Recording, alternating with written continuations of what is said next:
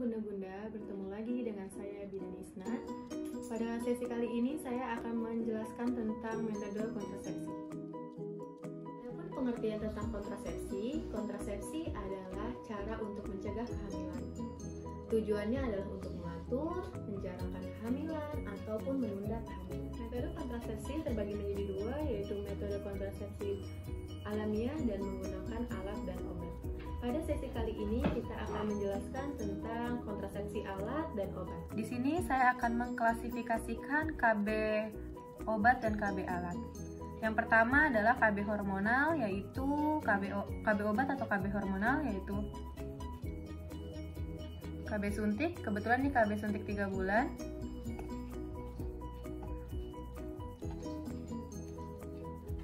Lalu KB implan dan KB pil. Lalu KB alat ada spiral, ada kondom. Nah, bunda-bunda, sekarang saya akan menjelaskan tentang KB hormonal pil. Bunda-bunda ada yang pernah coba KB pil? Nah, di sini saya akan jelasin apa sih KB pil itu. KB pil ini ada dua macam, ya. Yang pertama, pil KB mengandung hormonan golongan progesteron dan pil kombinasi yang mengandung hormon golongan estrogen dan progesteron. Gimana sih cara kerja KB pil ini? Cara kerja KB pil ini adalah mencegah lepasnya sel telur dari indung telur, lalu mengentalkan lendir mulut rahim sehingga sperma tidak dapat masuk, lalu menipiskan sel lendir agar tidak siap hamil. Nah, setiap KB mempunyai keuntungan dan kerugian. Sama dengan KB pil. KB pil ini mempunyai keuntungan, yaitu murah, mudah didapat, efektif untuk subur kembali, dan efektivitasnya 98,5% sampai 99%. Namun, KB pil ini mempunyai kerugian juga. Tidak bisa dipakai untuk orang yang pelupa, karena ketika ia lupa minum pil akan menyebabkan kehamilan.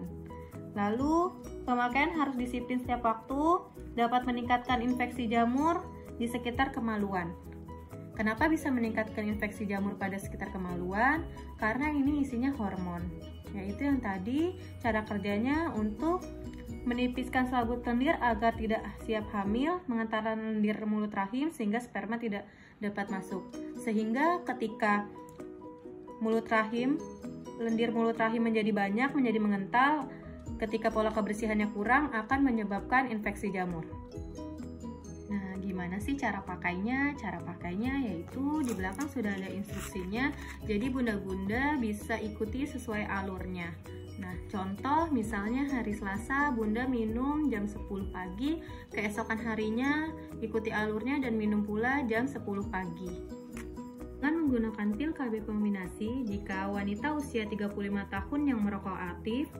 Yang kedua, ibu hamil atau diduga hamil. Yang ketiga, perdarahan vaginal tanpa sebab. Yang ketiga, perdarahan jantung, stroke liver, darah tinggi, kanker payudara, migrain, dan tumor ganas.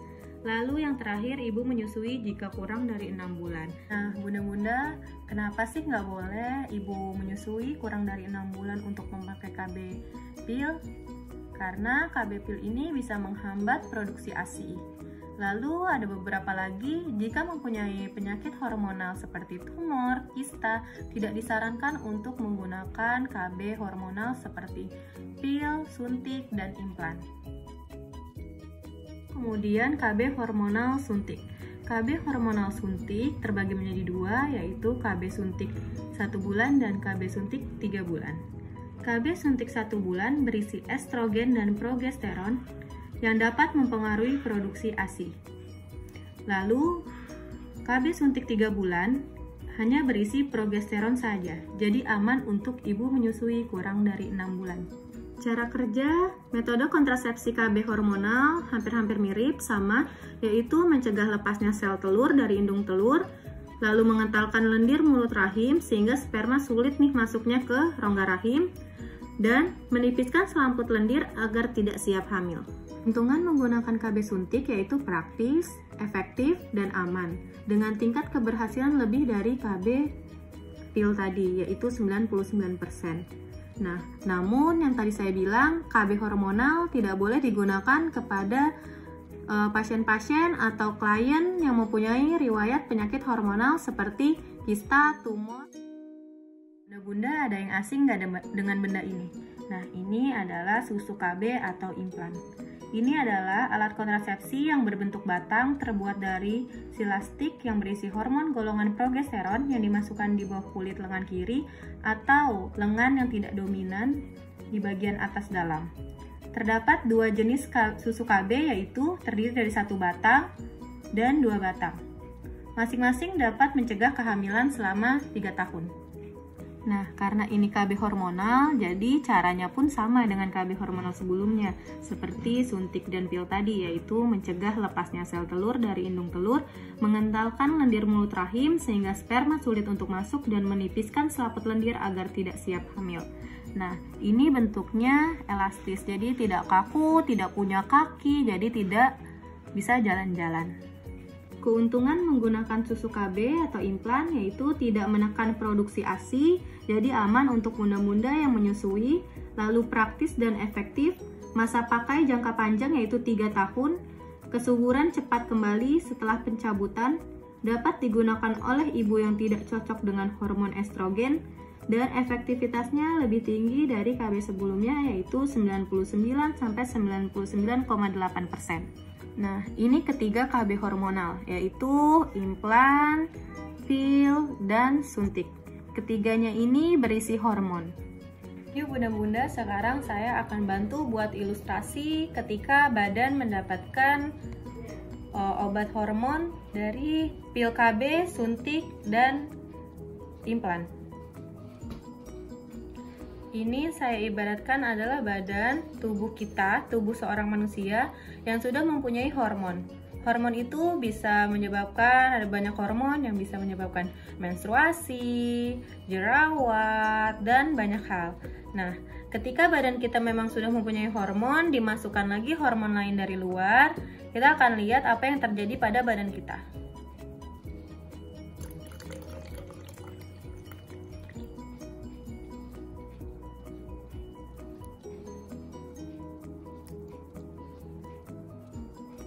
Nah, lihat ya bunda, apa yang terjadi yaitu luber.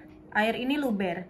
Sama ketika badan kita, ini contohnya badan kita disuntik setiap 3 bulan atau setiap hari dimasukin pil ke dalam badan kita akan terjadi luber. Luber bukan berarti berat badannya nambah aja gitu ya, tapi setiap orang berbeda-beda. Ada yang berat badannya nambah, ada yang berat badannya tidak nambah, ada yang berat badannya jadi turun, ada yang flek, ada yang jadi jerawat, ada yang mengalami gangguan menstruasi seperti tidak pernah mens sama sekali, atau mens terus-menerus, atau mensnya normal, atau terjadi penyakit hormonal seperti tumor dan kista yang sudah dipakai metode kontrasepsi itu lebih dari 2 tahun sampai 15 tahun. Karena banyak ya bunda-bunda yang pakai KB hormon itu nggak tahu tujuannya untuk apa, cara pakainya seperti apa, sehingga saat memakai KB hormonal hanya pakai aja ikut-ikutan orang. Nah, sehingga yang terjadi adalah penyakit hormonal tadi. Ini ada 2 alat kontrasepsi menggunakan alat, yaitu kondom dan spiral. Spiral atau IUD ini adalah kontrasepsi yang dimasukkan ke dalam rongga rahim, terbuat dari plastik dan dia fleksibel. Beberapa jenis IUD dililit tembaga atau tembaga bercampur perak, yang seperti kita lihat ini dililit oleh tembaga. Bahkan ada yang disisipi hormon golongan progesteron, tapi yang saya tunjukkan ini adalah yang tidak berhormon, jadi hanya KB alat aja. Nah, ini bisa dipakai selama 10 tahun. Namun jika 10 tahun ingin dilepas karena ingin mempunyai anak lagi, bisa dilepas. Cara kerja dari KB spiral atau IUD ini yaitu mencegah pembuahan sel telur oleh sperma dan mencegah tertanamnya hasil pembuahan pada selaput lendir rahim. Nah, jadi si tembaga inilah yang mencegah pertemuan sel telur dan sperma. Apa sih keuntungan dari KB spiral ini atau IUD ini? Ini praktis, efektif, dan ekonomis. Kesuburan dapat segera kembali jika IUD dibuka atau ditanggalkan atau dilepas, tidak mengganggu pemberian ASI karena yang tadi saya saya bilang ini hanya alat saja, tidak ada obatnya, jadi tidak mempengaruhi hormon di dalam tubuh kita. Nah, jangan menggunakan IUD jika hamil atau diduga hamil ya Mams. Lalu gangguan perdarahan dan peradangan alat kelamin, kecurigaan kanker kelamin dan tumor jinak serta radang pinggul. Lalu ada KB kondom. Kondom adalah sarung karet tipis penutup penis yang menampung cairan sperma pada saat pria berejakulasi. Gimana sih cara kerjanya? Cara kerja KB kondom ini yaitu mencegah pertemuan spermatozoa atau sel mani dengan ovum atau sel telur pada waktu bersenggama, yaitu penghalang kontak langsung dengan cairan terinfeksi. Yaitu keuntungannya murah, mudah didapat, tidak perlu resep dokter, mudah dipakai sendiri, dapat mencegah penularan penyakit kelamin. Jadi ini hanya satu-satunya KB yang dapat mencegah penularan penyakit kelamin. Dan efektivitasnya 88-98%. Namun ada beberapa kerugian, yaitu selalu harus memakai kondom baru, selalu harus ada persediaan, pada penggunaan yang tidak benar kemungkinan dapat sobek, mengganggu kenyamanan bersenggama, lalu tingkat kegagalannya cukup tinggi bila terlambat memakainya. Kadang-kadang ada yang tidak tahan alergi terhadap karetnya. Jadi ada beberapa yang alergi terhadap karet tipis si kondom ini. Lalu cara pemasangan ini yang tepat adalah dengan memasangnya pada saat ereksi. Jadi bukan pada saat awal berhubungan, tapi pada saat penisnya sudah berereksi.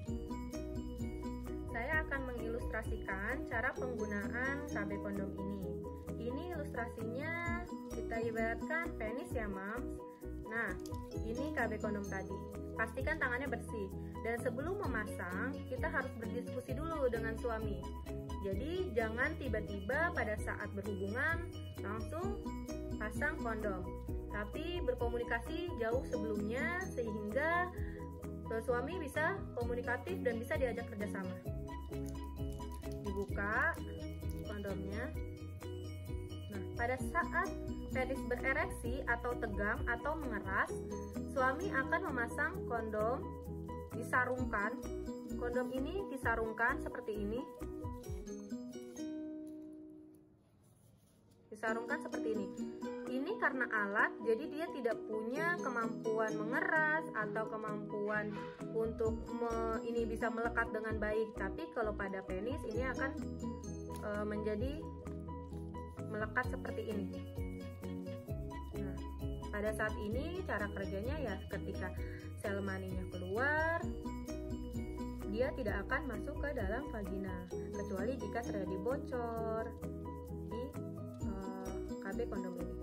Semoga Bunda-Bunda paham apa yang saya jelaskan tadi. Saya hanya ingin memberi penekanan bahwa KB-KB yang ada di depan Bunda-Bunda ini adalah buatan manusia.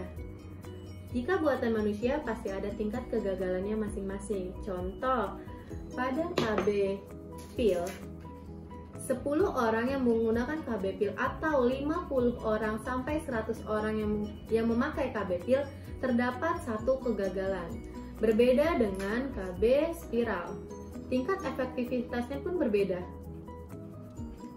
Nah, jika alat-alat KB ini adalah buatan manusia atau ikhtiar manusia, jadi alat-alat KB ini adalah benda hidup atau benda mati.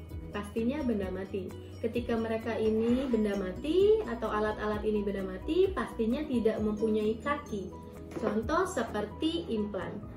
KB ini adalah benda mati yang tidak mempunyai kaki. Pastinya semua benda mati tidak mempunyai kaki. Ketika dimasukkan ke bawah kulit, di lengan kiri atau tangan yang tidak dominan, ia tidak akan bisa jalan kemanapun. Tidak bisa ke jantung, tidak bisa ke rahim, atau kemanapun karena dia tidak mempunyai kaki.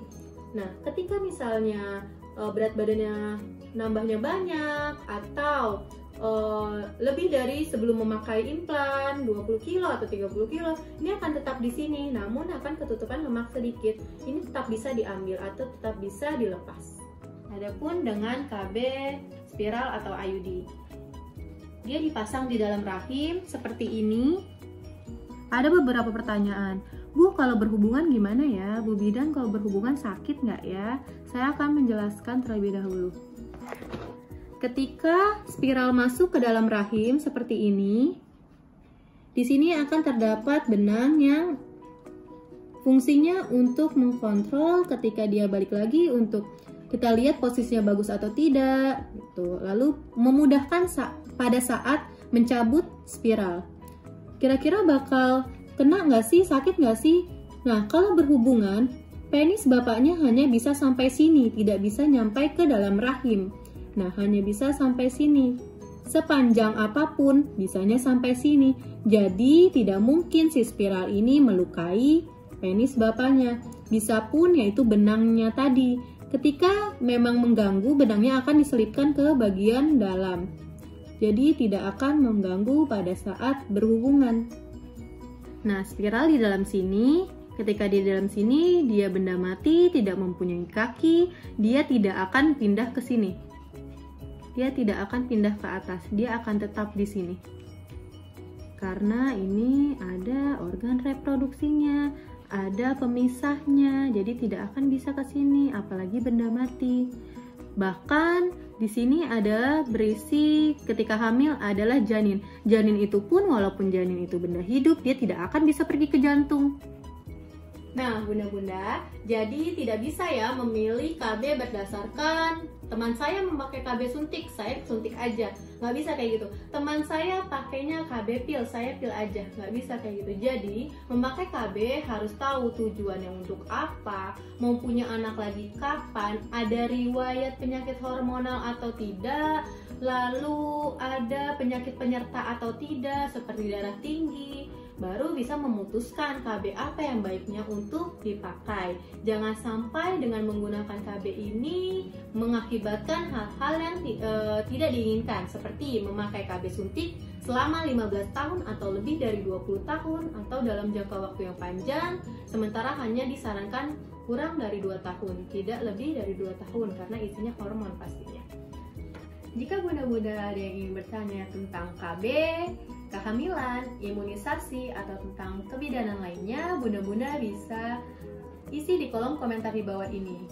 Bunda jangan lupa juga support kami dengan cara like and subscribe.